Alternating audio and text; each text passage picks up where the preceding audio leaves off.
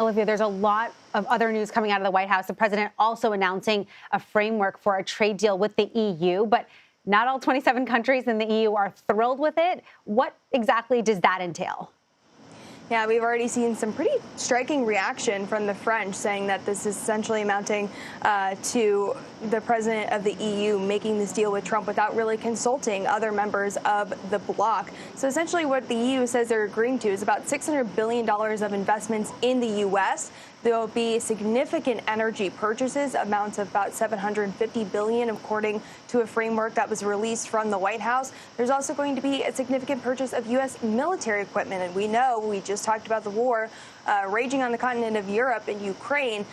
They have been beefing up significantly military force on that continent between European nations. But also they're now subject to a 15% tariff on goods that are being imported to the U.S. So new framework of a deal that this White House is announcing. Of course, that's another deadline that's looking them in the face of August 1st, that they're hoping to really reset trade deals across the U.S. There was a focus in Japan, in South Korea, in Vietnam, and Indonesia on trade deals. Now the president, who is in Europe currently in Scotland, golfing at several of his properties there, also took time to meet with several European leaders, and that is where this deal kind of came to fruition and was announced.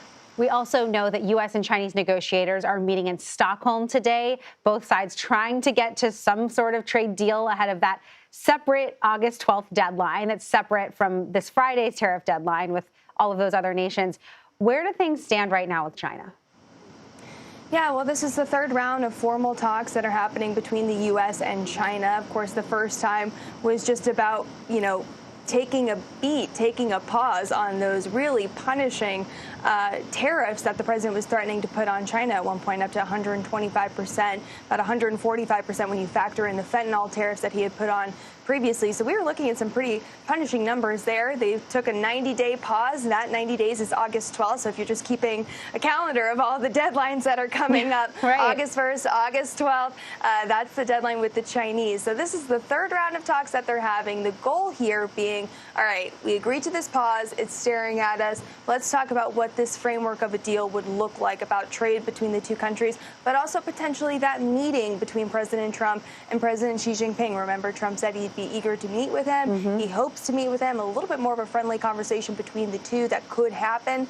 So that is something we expect to potentially be talked about in that meeting in Stockholm. Jolene.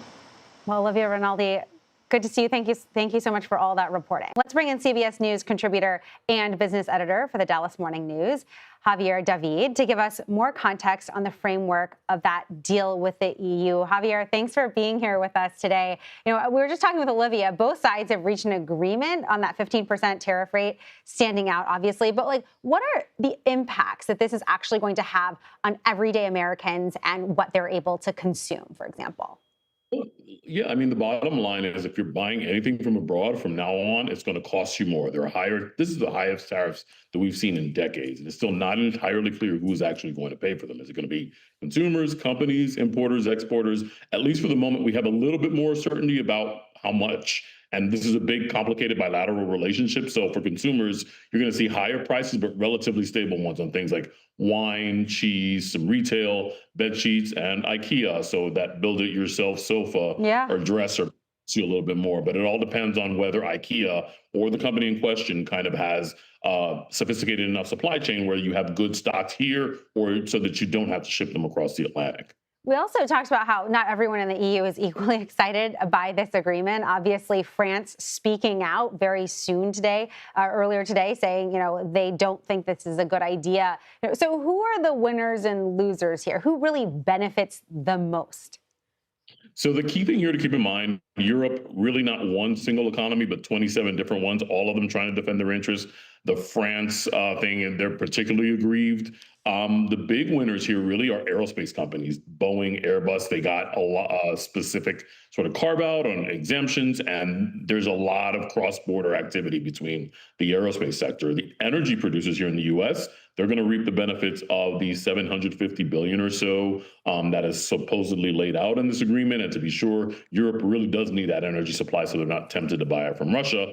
But the losers, of course, are consumers and businesses that are going to have to navigate the highest trade levies we've seen in decades without breaking the bank or having to take a massive hit on the bottom line. And in particular, auto companies are like Stellantis, Volkswagen. They're not happy about this either. They're going to have to pay. It's better than 25 or 50%, but also they're still on the hook for the steel tariffs that are significantly higher, and they're going to have to find a way to pay for those.